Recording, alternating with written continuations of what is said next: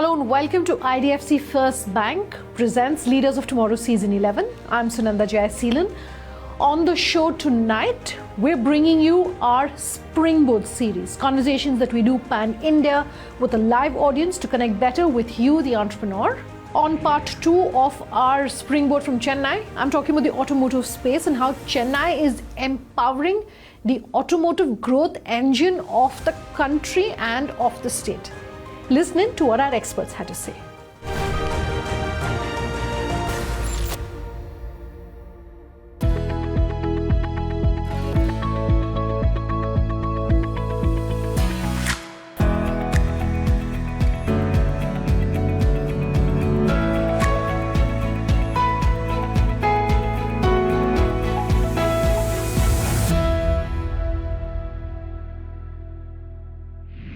Let's talk about infrastructure, and I would love for Dinesh to also jump in on this. When you're saying infrastructure, I want to talk infrastructure also for the EV industry, because that's a huge challenge and perhaps coming in the way of adoption, but also just infrastructure and posing a challenge when it comes to the auto industry. Would you say that's perhaps the biggest challenge? I know that everyone also talks about government regulation, and multitude of government regulation. So, being electric vehicle industry a very nascent stage as of now. It is very young. So to cope up with the requirement or the expectation of Indian users, you need to be driving from front force. We have seen in the past year, we have seen a lot of challenges actually which has emerged, and then we have seen a lot of changes in the requirement to have a safety requirement for vehicles. As far as the major challenge, what I still feel apart from infrastructure challenges, where in EV industry people have talked about range anxiety, so you need charging infrastructure.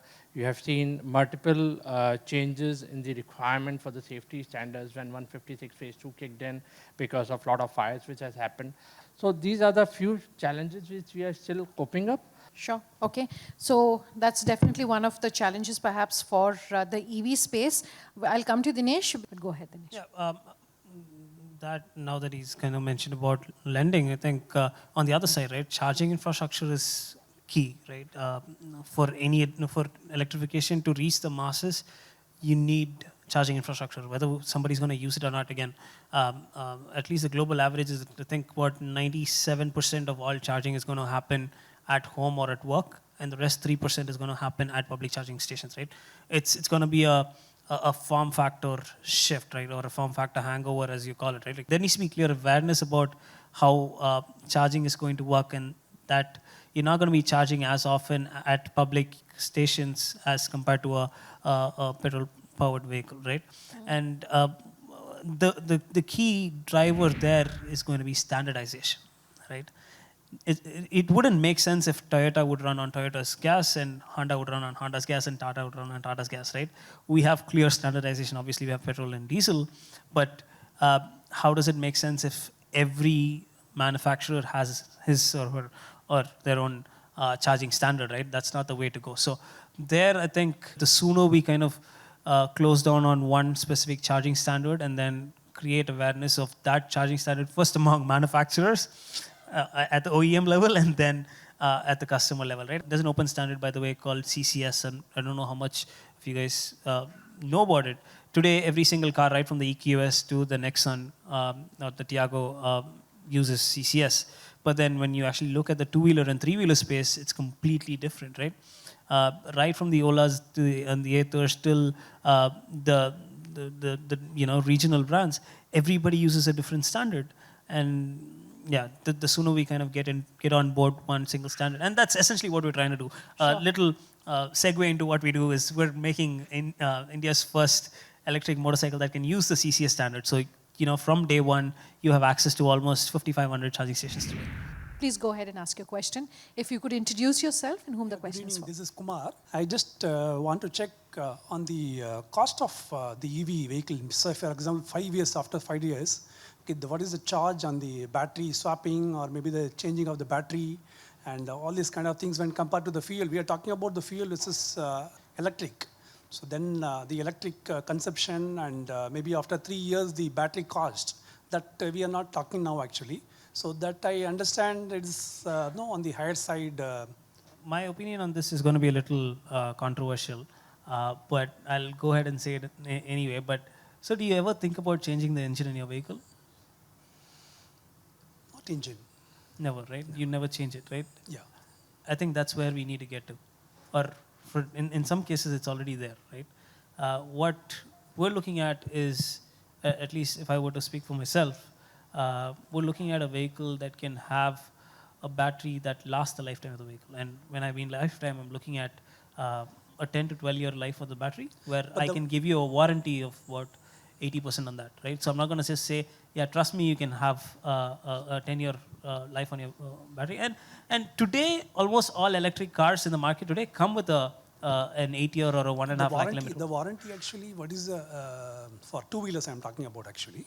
So it is normally 2 years or 3 years? So I think on the two-wheeler segment right now is about 3 years, but again, and that's kind of where our moat is, right? What we do at Raptee is essentially bringing the same architectural shift to two-wheelers.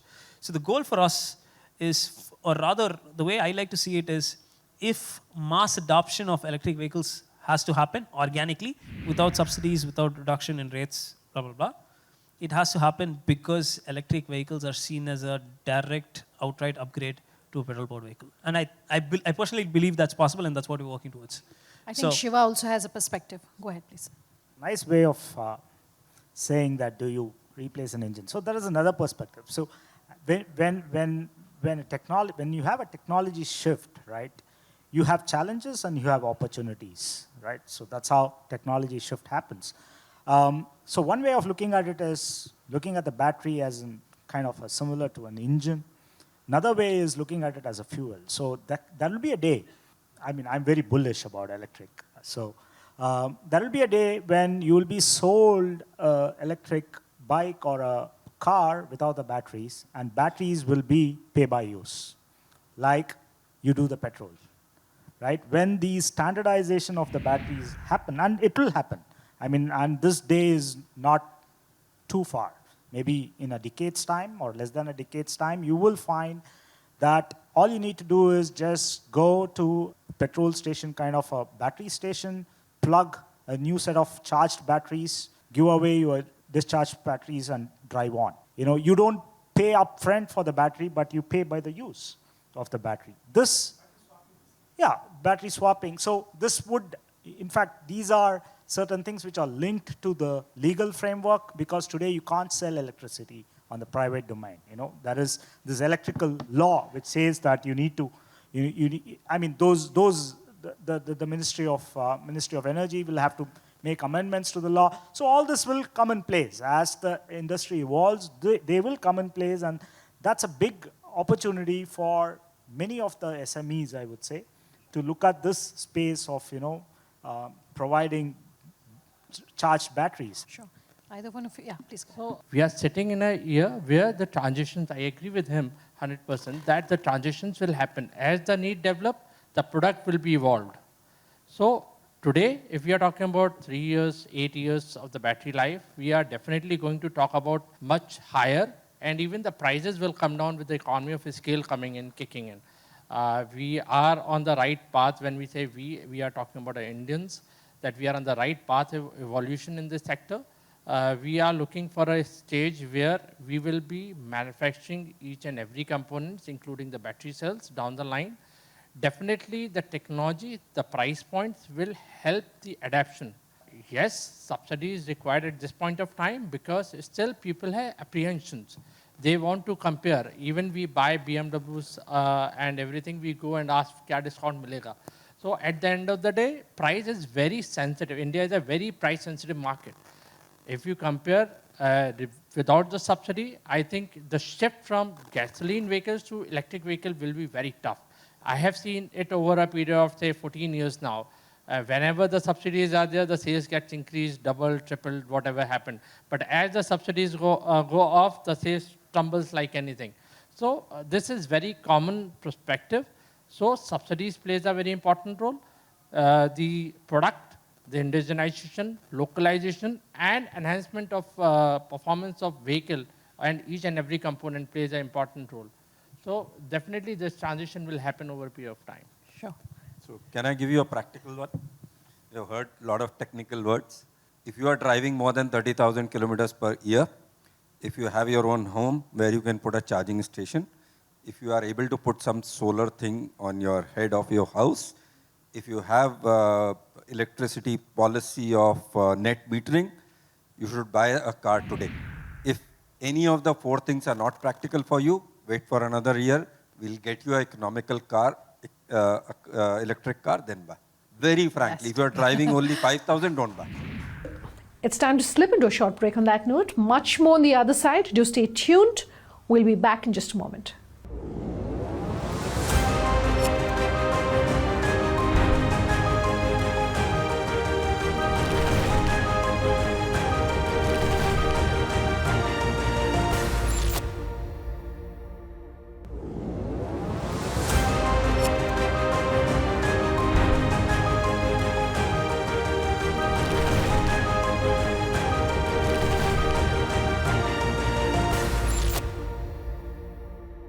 Welcome back. With us here on IDFC First Bank presents Leaders of Tomorrow Season 11.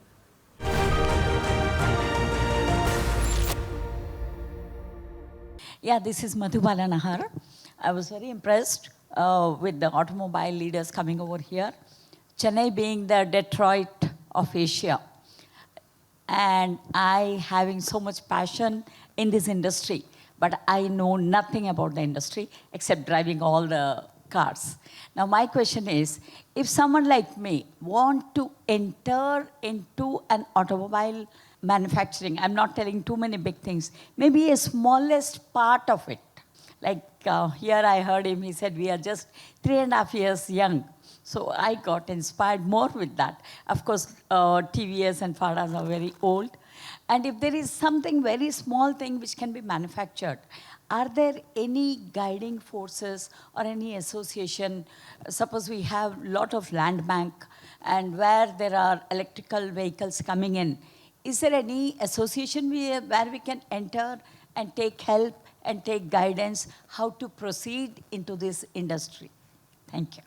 So ma'am, there are two types of association which can help you. One is Auto Component Manufacturer Association, which is ACMA, which works on components. And if you want to manufacture vehicle, again, there are two. So there is one electric vehicle, which is SMEV, and SIAM, so Society of Indian Automobile Manufacturer and Society of Electric Vehicle Manufacturer.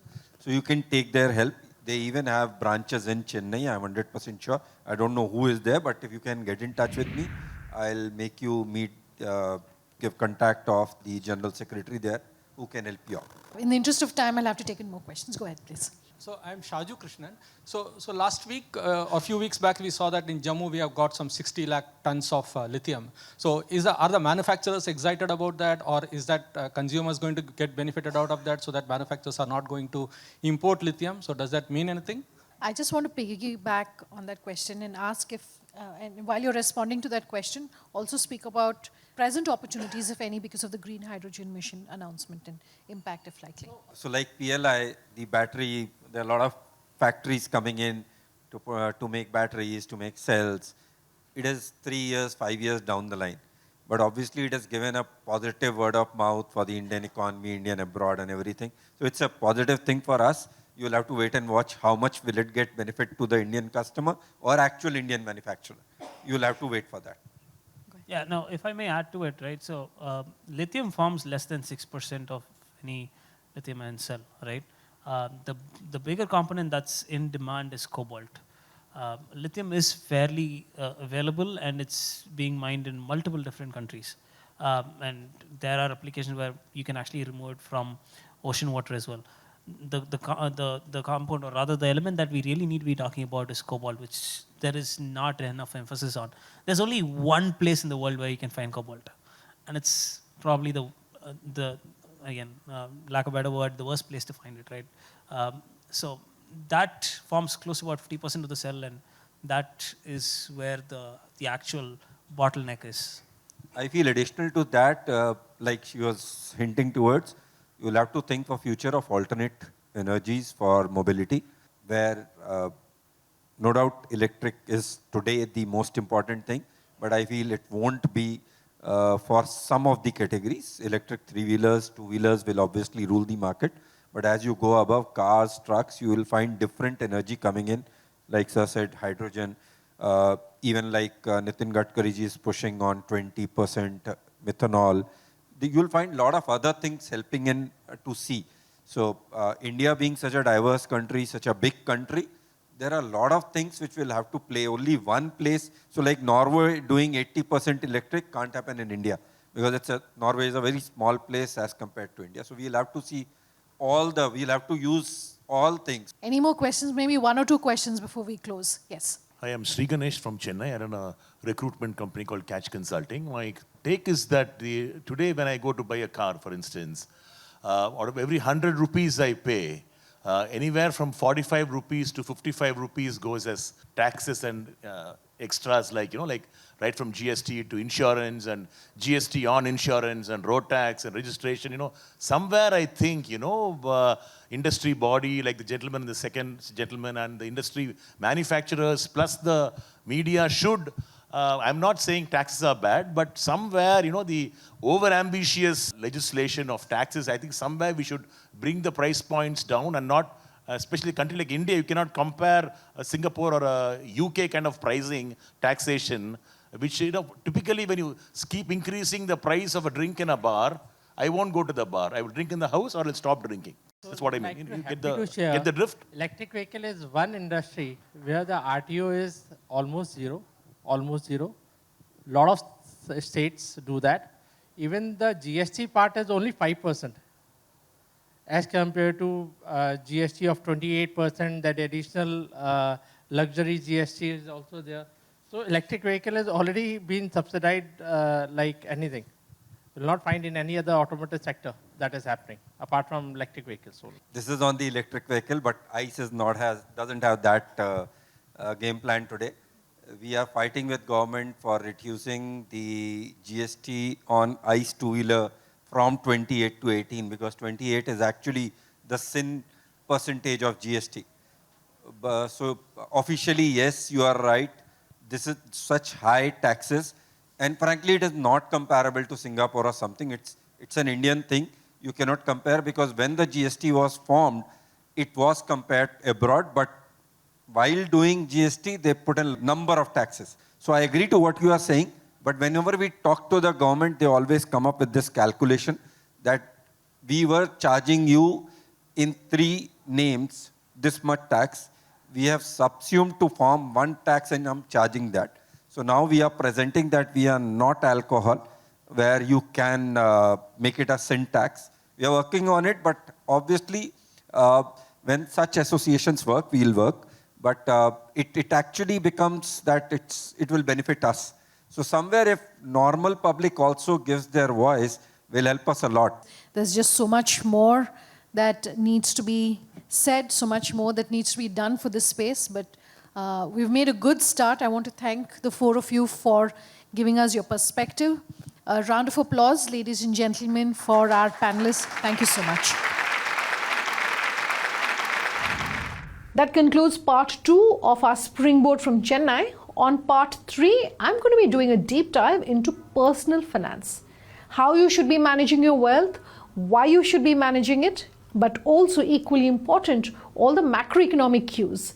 That's with none other than Sunil Subramaniam of Sundaram Mutual Funds. Here's a sneak peek of that episode as we're ending tonight's conversation. If you want to look at gold as a tactical allocation, whenever you feel the dollar is going to decline, you add gold. When you feel the dollar is going to strengthen, you reduce gold. And I'll tell you the clue. I just mentioned a few minutes ago about what the market doesn't believe the Fed, right? The market believes that interest rates are going to go down. Today, go and take the gold charts. Gold has now become from 1 month to 3 years. Gold has become rising. Why? Because market thinks dollar is going to depreciate.